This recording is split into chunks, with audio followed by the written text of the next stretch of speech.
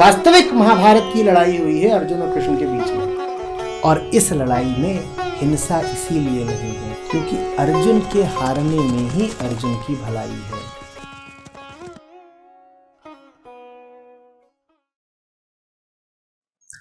सत्तरवां श्लोक। जिस तरह अनेक नदियों का पानी समुद्र में लगातार मिलता रहता है लेकिन समुद्र उससे विक्षुब्ध नहीं हो जाता, माने परेशान नहीं हो जाता, माने बढ़ नहीं जाता, माने अपनी अवस्था बदल नहीं देता। जिस तरह इतनी नदियां आकर के अपना पानी उड़ेलती रहती हैं समुद्र में, लेकिन समुद्र समुद्र जैसा ही रहता है, उसी तरह आत्मज्ञानी विषयों की चिंताएं लेकर भी चंचल नहीं हो जाता। जैसे समुद्र इतनी नदियों को लेकर भी बदल नहीं जाता, क्षुब्ध नहीं हो जाता, उसी तरह आत्मज्ञानी के मन में भी चिंताओं की इतनी नदियां प्रवेश करती हैं, पर वो उसके मन रूपी समुद्र को चंचल नहीं कर पाती। वह शांत रहता है, लेकिन जो विषयों की भोगों की कामना करते हैं वो कभी स्थायी शांति पा नहीं सकते। अब ये बात समझिए। किसी ने अभी थोड़ी देर पहले प्रश्न पूछा था, आचार्य जी आप संस्था में रहते हैं, आपको संस्था के लोगों पर कभी गुस्सा आता है, कभी दुख होता है? हाँ, गुस्सा भी आता है बहुत, दुख भी बहुत होता है, सब होता है। आपको ये कल्पना भी क्यों हो रही है कि कोई एक आदर्श स्थिति है जिसमें न दुख है, न चिंता है, न क्षोभ है, न क्रोध है, वो सब रहेगा? ये भी बहुत झूठे अध्यात्म की निशानी है। इस तरह की छवियां न जाने कहां से आ गई हैं कि जो ज्ञानी होता है या जो साधु संत महात्मा लोग हो जाते हैं वो हमेशा ऐसे रहते हैं। कोई अगर सदा ऐसे रहना शुरू कर दे तो उसको इलाज की जरूरत है। उसको पूजो नहीं, दवाई दिलाओ।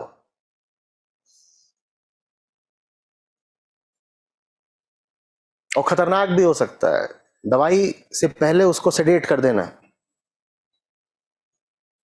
कैसे कोई ऐसे जिएगा?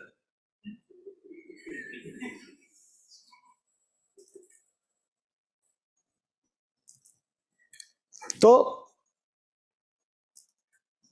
आत्मज्ञान में प्रतिष्ठित योगी के मन में भी विषय की चिंताएं प्रवेश करती हैं, लेकिन वो उसको चंचल नहीं कर पाती। वजह क्या है?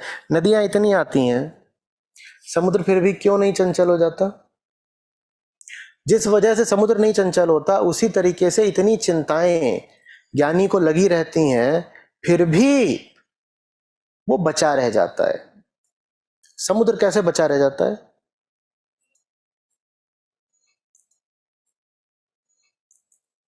विस्तार भी है, गहराई भी है। नदी की धारा समुद्र के विस्तार के आगे, और नदी की धारा आकर के मिलती है समुद्र की सतह से, और समुद्र के पास क्या है? अथाह गहराई। वहां तक पहुंच ही नहीं पाती नदी की धारा। ऐसे ही ज्ञानी का मन बचा रह जाता है, क्योंकि उसका मन आत्मा की गहराई के संपर्क में है। उसके मन का विस्तार आत्मा की अनंतता लिए हुए है। तो ऐसा नहीं कि उसे चिंताएं आती नहीं, चिंताएं आती हैं, पर उसके लिए छोटी चीज बन जाती हैं। ठीक वैसे जैसे समुद्र के लिए नदी एक, तुम्हारे लिए नदी बहुत बड़ी चीज है, बाप रे इतनी विशाल नदी, इतनी विशाल नदी, अमेजन नदी हो सकती है, ब्रह्मपुत्र गंगा हो सकती है, बहुत बड़ी बड़ी नदियां। समुद्र के लिए क्या है अमेजन? दुनिया की सबसे बड़ी नदी भी समुद्र के लिए क्या है? ऐसे ही जैसे आपके किचन में वो आरओ की धार आती है पतली सी, उससे आपके घर में कभी बाढ़ आ सकती है? होगा ऐसा कि नल की टोटी खुली रह गई तो उससे घर बह गया, या मोहल्ले भर में बाढ़ आ गई? होगा? ठीक वैसे ही बड़ी से बड़ी नदी समुद्र के लिए छोटी चीज है, नहीं कहा जा रहा कि नदी समुद्र के लिए कुछ नहीं है या कि समुद्र में जाकर नदी मिल नहीं रही। कहा जा रहा है मिल तो रही है पर चीज छोटी है। यही बात ज्ञानी मन और चिंताओं के संदर्भ में है। चिंताएं हैं और अपने आप में बहुत बड़ी चिंताएं हैं, जैसे अपने आप में अमेजन बहुत बड़ी नदी है। चिंताएं हैं, लेकिन उन चिंताओं से कहीं ज्यादा बड़ा है कुछ और। उन चिंताओं से कहीं ज्यादा गहरा है कुछ और। एक परायापन, एक अनूठापन, एक अनछुआपन, जिसको कोई चिंता छू नहीं सकती, जो इतना बड़ा है कि उसको कोई चिंता नाप नहीं सकती।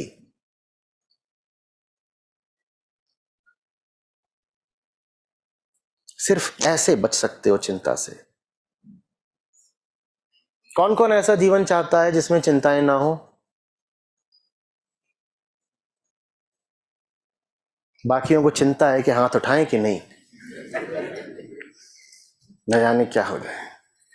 सबको चाहिए ऐसा जीवन। अब सुनो,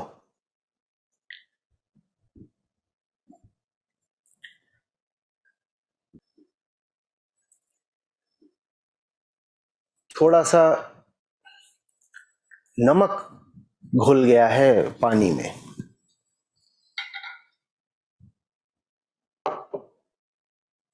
नमक घुल गया है, कैसे हटाऊं?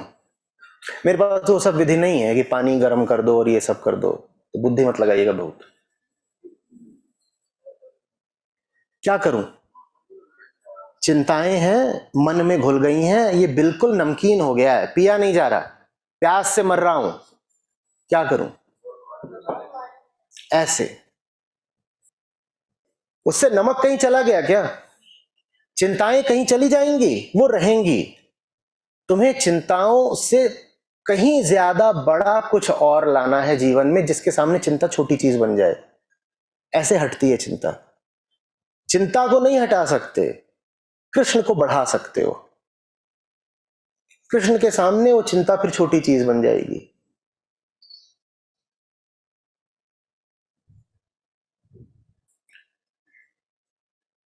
फिर इसी सूत्र को समझाते हुए कबीर साहब ने कहा है, प्रेम करूंगा तो राम से करूंगा, दुख सहूंगा तो राम का सहूंगा, चिंता भी करूंगा, यही शब्द है चिंता, चिंता भी करूंगा तो राम की करूंगा, मोह करूंगा तो, माने वो स्वीकार रहे हैं कि चिंता तो रहेगी, भय भी रहेगा, मोह भी रहेगा, सब कुछ रहेगा, लेकिन उन सबको मैं किससे जोड़ दूंगा? वो जो थोड़ा सा नमक है उसको मैं किससे जोड़ दूंगा? बहुत बड़े पानी से। वो सब रहेंगे, लेकिन उनके साथ उनसे बहुत बड़ा राम जोड़ दूंगा। उसके बाद वो छोटे हो जाते हैं। और जो लोग ये कोशिश कर रहे हो, जैसा कि आजकल के समसामयिक अध्यात्म में कोशिश की जाती है कि चिंता तो हटानी है पर राम को नहीं लाना है, मैं आपसे कह रहा हूं आप असफल रहेंगे, नहीं हो पाएगा। ये वही लोग हैं जो कह रहे हैं नहीं, इसमें से नमक तो हटाना है पर पानी नहीं बढ़ाना है, नहीं हो पाएगा। अगर आपके जीवन में राम के लिए, कृष्ण के लिए कोई स्थान नहीं है, तो चिंताएं आपके लिए बड़ी भारी चीज बनी ही रहेंगी। दुख, भय, मोह, लोभ, ये सब बहुत भारी चीज बने रहेंगे। और ये किसी के भी जीवन से जाते नहीं हैं। क्यों नहीं जाते हैं? कारण भी समझ लो। ये यहां होते हैं इसलिए नहीं जाते। संत के भी ये होता है कि नहीं होता है? संत खाना खाता है नहीं खाता है, सांस लेता है नहीं लेता है, भोजन उसे भी पचता है नहीं पचता है, मल वो भी त्यागता है नहीं त्यागता है। जब ये हर तरीके से संत में मौजूद है, तो इसमें वास करने वाली वृत्तियां भी तो संत में भी मौजूद रहेंगी ना। चिंता इससे उठती है तो संत को भी उठती है, लेकिन जब उसे उठती है तो क्या बोलता है? राम।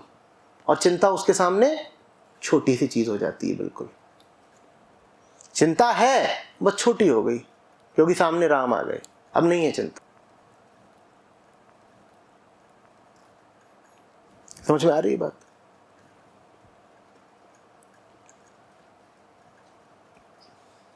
राम लाना नहीं है,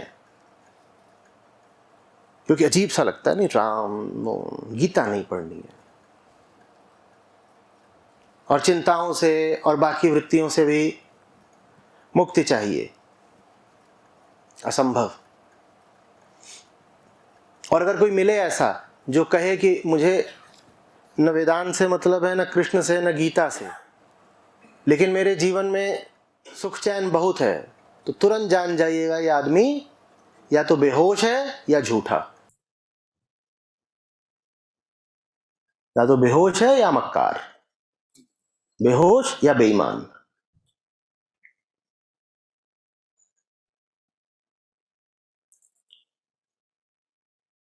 आते हैं लोग, आचार्य जी डर बहुत लगता है, डर कैसे मिटाएं?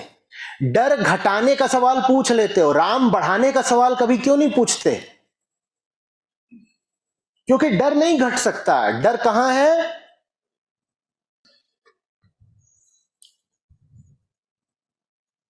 डर आपको प्रकृति ने दिया है आत्मरक्षा के लिए।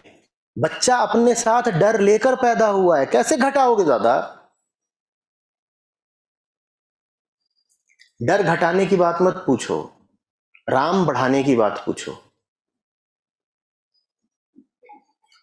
चिंता कैसे मिटाएं मत पूछो, गीता के साथ और समय कैसे बिताएं ये पूछो। क्योंकि चिंता का कोई सीधा डायरेक्ट समाधान नहीं है।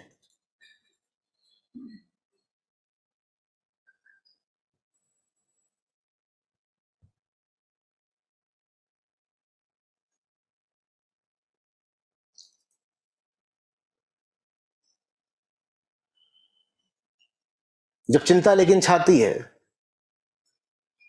तो हम चिंता के बारे में ही चिंता करने लगते हैं, और यही तो चिंता की साजिश है। वो आपको राम से और दूर कर देती है। तुम चिंतित लोगों को देखना, उनको उनकी चिंता ही इतना घेर लेती है कि अब तो राम के लिए उन्होंने कोई गुंजाइश ही नहीं छोड़ी। जब चिंता नहीं थी वो फिर भी राम नाम ले लेते रहे होंगे, लेकिन जब चिंता आ गई है तो अब तो बस वो चिंता का ही नाम लेते हैं। ऐसा होता है या नहीं होता? मंदिर क्यों नहीं गए? व्यस्त थे। किसमें? अब कुछ चिंता आ गई थी। अरे मंदिर ही जाके तो चिंता हटेगी। तुम कह रहे हो चिंता है इसलिए मंदिर नहीं गए। मैं असली मंदिर की बात कर रहा हूं।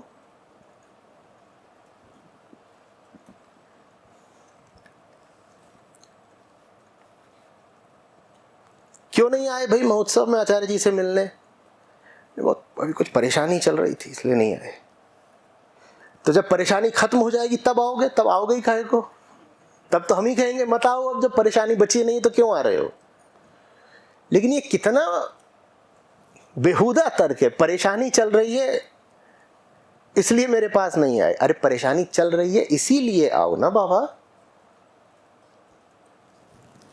यहां हम मनोरंजन के लिए थोड़ी बैठे हैं, परेशानी ही तो हटाने के लिए मिले हैं। पर बुद्धि उल्टी चलने लगती है। बुद्धि कहती है जब स्वस्थ हो जाएंगे तब चिकित्सक के पास जाएंगे।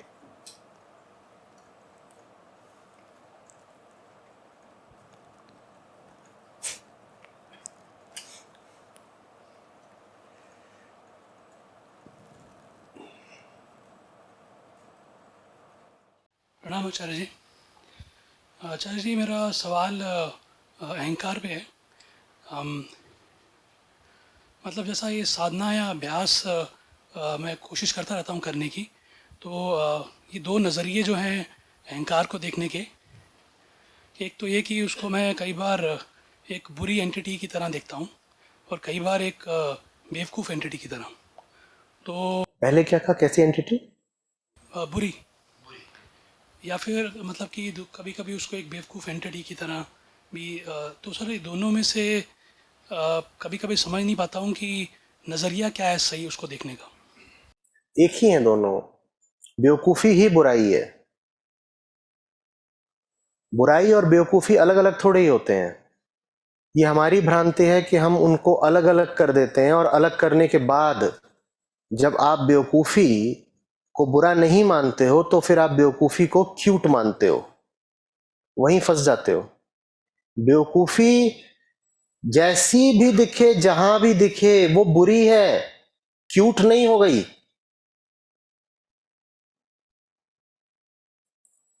इस शब्द पर गौर करिएगा, क्यूटनेस। ये क्या होती है? क्या होती है? ऐसी बेवकूफी जो आपको बहुत मोहित कर रही हो, उसको आप बोल देते हो क्यूटनेस। और भी अर्थों में क्यूट का इस्तेमाल हो सकता है, पर इस अर्थ में बहुत होता है।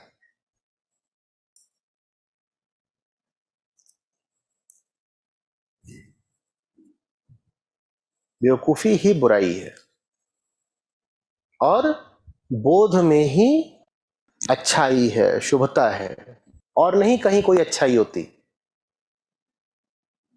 न प्रेम में अच्छाई होती है, न शुभकामनाओं में होती है। कोई ममता में आकर के आपसे 5 मीठी बातें बोल दे, उसमें भी कोई अच्छाई नहीं होती है। अच्छाई बस एक है, बोध, समझदारी। और बेवकूफी कितने भी प्यार से की गई हो, वो अशुभ ही है, उसके झांसे में मत आ जाइएगा।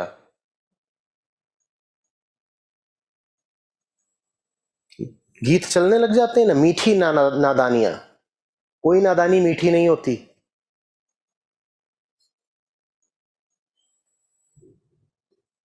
मीठे सिर्फ नीम लड्डू होते हैं। नादानियां अगर मीठी लग रही हैं तो आगे डायबिटीज कराएंगी।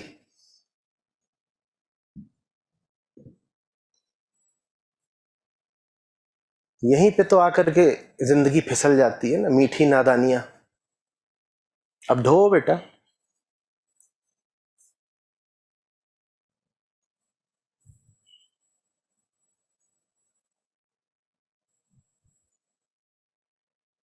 क्यूटी पाई का मीठा एप्पल पाई।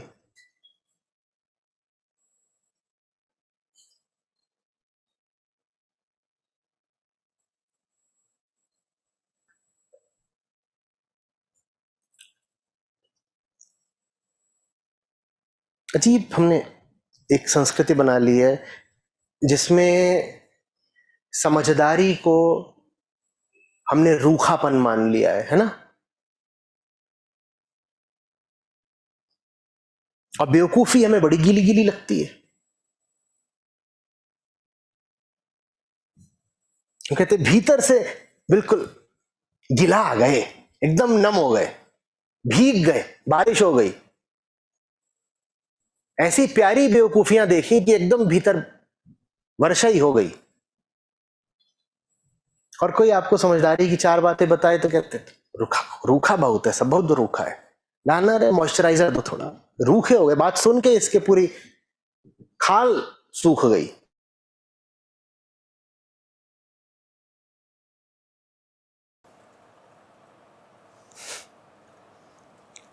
कुछ तो ये हमारी वृत्तियों का काम है, बाकी फिल्मों का। फिल्मों ने यही सब सिखा दिया, हमें पता भी नहीं चलता। मूर्खता जहां भी देखो, जान का खतरा मानो। भले ही वो कितनी सुंदर लग रही हो, कितनी मोहक, बहुत आकर्षक, मूर्खता तो मूर्खता है।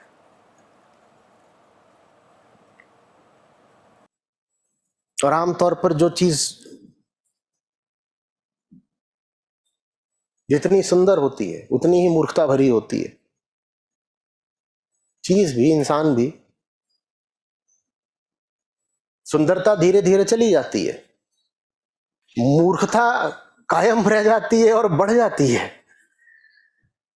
फिर कहते हैं हाय दैया जे का होगो।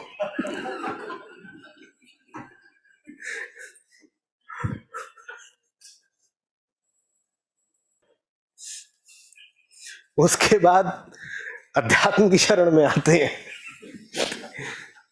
संस्था को फोन लगाते हैं, कहां है अगला महोत्सव बताओ।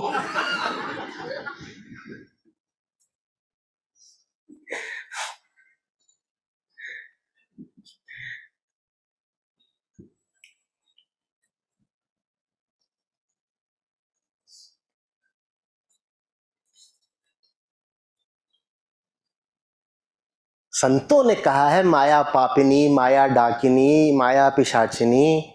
संतों को दिखती है वो पिशाचिनी जैसी, हमको वो कैसी दिखती है? रूपसी, अप्सरा समान। संतों को वो पिशाचिनी दिखती है, इसीलिए बच जाते हैं। हमको कैसी दिखती है? अले ले छुंदल छुंदल, तो फिर हम फंस भी जाते हैं।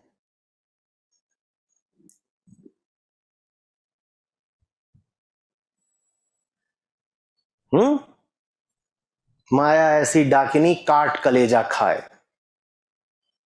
उनको दिखता है कि ये कलेजा काट के खा रही है, डाकिनी है। हम बोलते नहीं, मैंने दिल तुझको दिया। तुमने दिया नहीं है, उसने कलेजा काट के खा लिया है, पगले।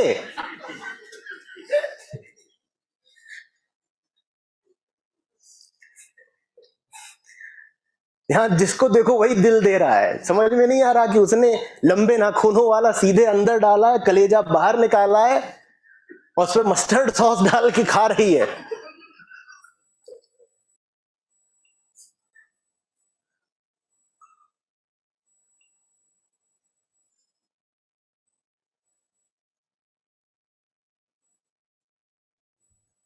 नौजवानों के चेहरे उतर गए।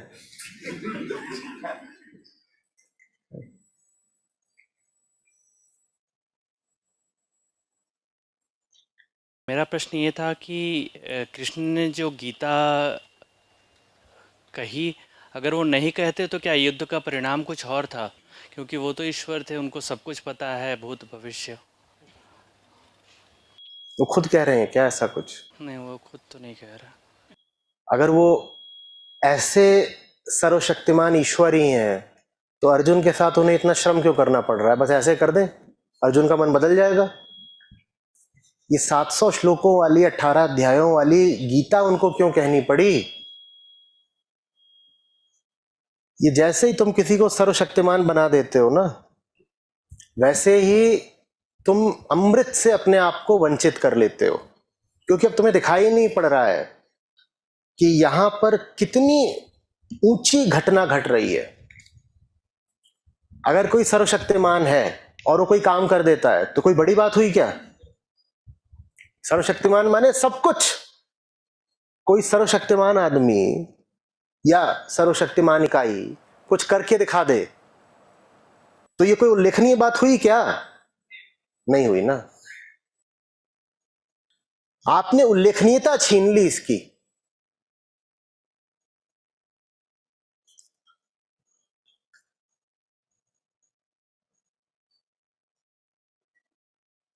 कृष्णत्व एक चीज है और यहां जो व्यक्ति खड़े हैं अर्जुन के सारथी बनकर, वो दूसरी बात है। वो व्यक्ति ही हैं।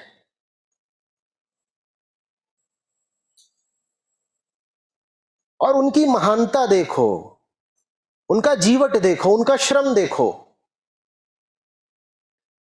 उनका ज्ञान देखो और साहस देखो।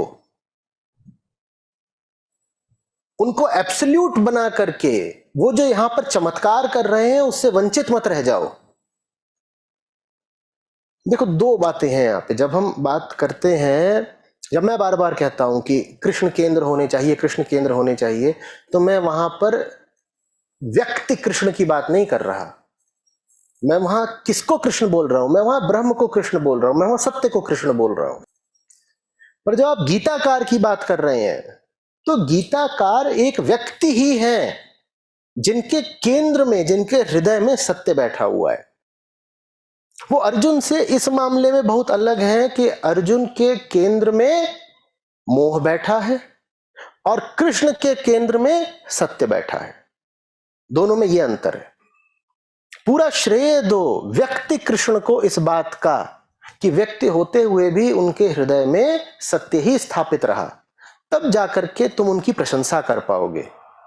नहीं तो अगर ये कह दिया कि ये तो चमत्कारिक है, तो फिर अपने लिए ही सब खराब कर लिया आपने।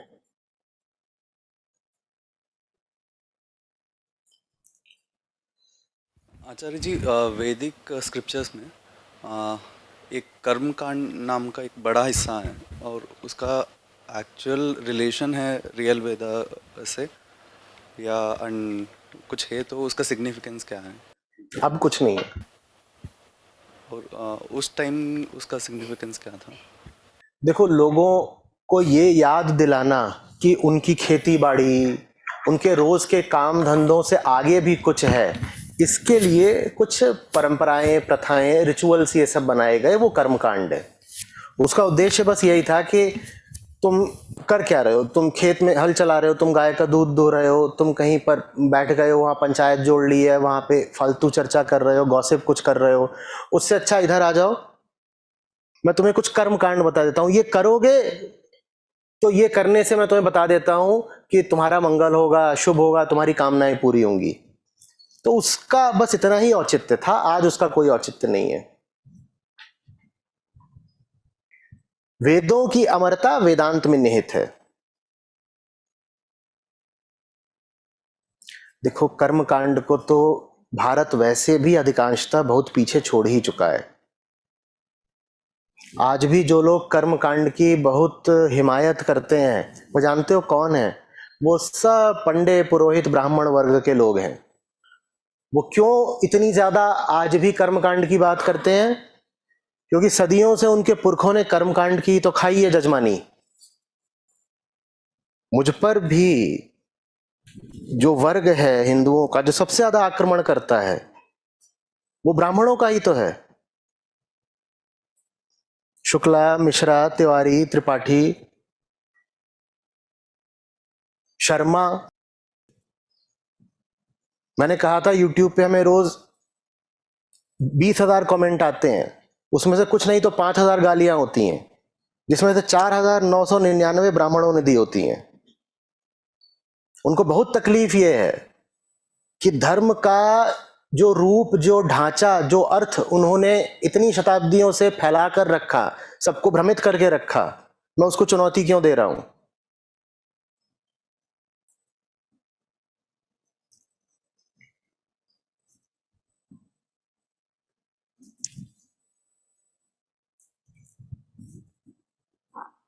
कि गए किसी के घर में, वो बीमार पड़ा है, अरे बीमार थोड़ी, इसको भूत चढ़ा है, हम भूत उतारे देते हैं, और भूत उतारने के 5,000 ले लिए। अब वो 5,000 मिलना रुक जाएगा ना, अगर समझ में आ गया कि ये कर्मकांड, ये जादू टोना, ये कुछ नहीं है। वो कहते हैं जादू टोना है, अथर्ववेद में लिखा है। सीधे पेट पे लात पड़ रही है, 5,000 गए। क्योंकि अगर बात खुल गई कि इससे कुछ नहीं होता, तो आजीविका भी तो रुक गई महाराज की। और आज भले ही वो पुरोहिती की और जजमानी की न खाते हो, लेकिन फिर भी सम्मान तो जुड़ा ही हुआ ना इन चीजों के साथ। इतने दिनों तक ब्राह्मण होने के नाम पर जो सम्मान मिला, वो कर्मकांड से ही तो उठा सम्मान था। आप ब्राह्मणों को किस बात पे सम्मान देते थे? ये क्योंकि बहुत ज्ञानी थे। ज्ञानी, पहली बात, अधिकांशतः वो थे नहीं। दूसरी बात, अगर वो ज्ञानी थे भी तो अपना ज्ञान वो बहुत कम बांटते थे, तो उनके ज्ञान के नाते तो आप उनको सम्मान क्या ही देते रहे होंगे। हाँ, सम्मान इस नाते दे देते थे कि वो आए हैं, ब्राह्मण देवता पधारे हैं, अब बैठेंगे, कद्दू खाएंगे, पूड़ी खाएंगे, और उसके बाद फलाना काम करेंगे, ये करेंगे, वो करेंगे। तो सम्मान ही कर्म कांड से जुड़ा हुआ है।